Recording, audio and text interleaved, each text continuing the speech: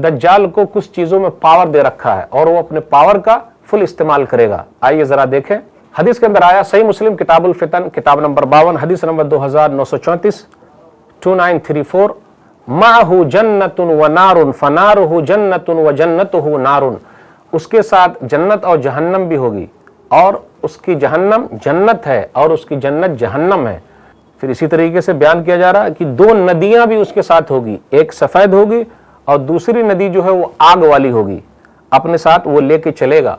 सही मुस्लिम की हदीस, हदीस नंबर 2934, माहू नहरानी यजरियान, के दज्जाल के साथ दो बहती हुई नहर होगी, वो पानी को भी लेके चलेगा अपने साथ।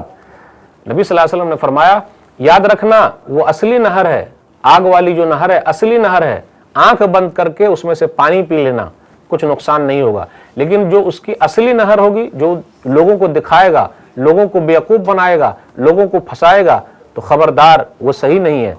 फिर आगे गौर करें कि वो अपने साथ रोटी और बूटी, यानी रोटी का भी पहाड़ लेके चलेगा और गोश्त बूटी का भी पहाड़ लेके चलेगा। हदीस के अंदर क्या आया, सही मुस्लिम किताबुल फितन किताब नंबर 52 हदीस नंबर 2939, माहू जिबालुन मिन खुब्जिन व लहमिन व नहरुन मिन माइन, और उसके साथ रोटी और बूटी का पहाड़ होगा और पानी की नहर होगी। देखिए, रोटी और बूटी की वजह से मसला हो जाता है, तो बहुत सारे लोगों को वो अपने जाल में फंसा लेगा। आज तो यही मसला है ना भाई, रोटी और बूटी, लोगों के पेट पर लात मारा जा रहा है तो किसी की पीठ पर लात मारा जा रहा है, रोजी रोटी को बंद किया जा रहा है। तो उस जमाने में भी ऐसा होगा और ये बड़ी आजमाइश होगी। किसी आदमी को अगर पेट के जरिए आजमा लिया जाए तो कितना परेशान हो जाएगा। तो एक बड़ी आजमाइश होने वाली है। अल्लाह हम सबको इस आजमाइश में, या जो कोई भी उस वक्त रहे उस आजमाइश में साबित कदम रखे।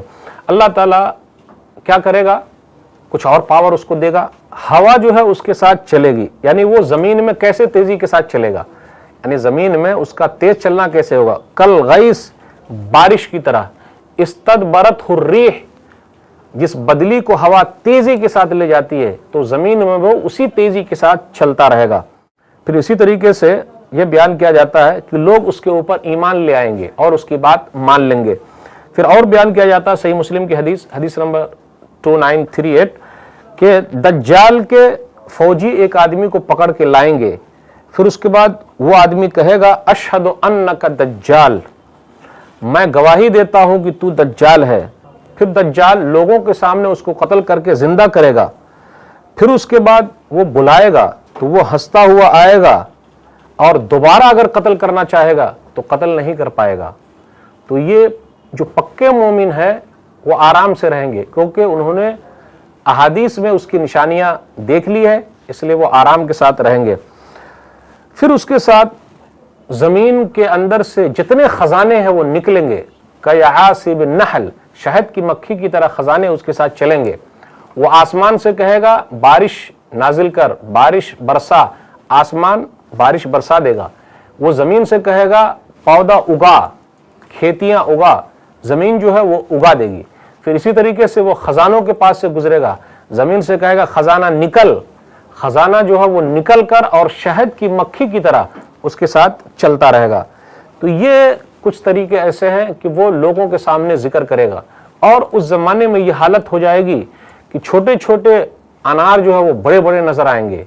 फिर इसी तरह आदमी बकरी का दूध निकाले या फिर इसी तरह ऊंट का दूध निकाले, वो कई लोगों के लिए फायदेमंद है। एक वक्त ऐसा आएगा, उसी के जमाने में ऐसा होगा कि अनार के जो पत्ते होंगे वो बिल्कुल सायादार की तरह हो जाएगा, आदमी आराम से रहेगा और कुछ दूध जो है वो कई लोगों के लिए काफी हो जाएंगे, परेशान होने की लोगों को जरूरत नहीं है। तो वो अपने जमाने में बहुत सारी चीज लोगों को दिखाता रहेगा और ये क़यामत की एक निशानियों में से एक बड़ी निशानी है और ये लोगों की आजमाइश में से एक बड़ी आजमाइश है।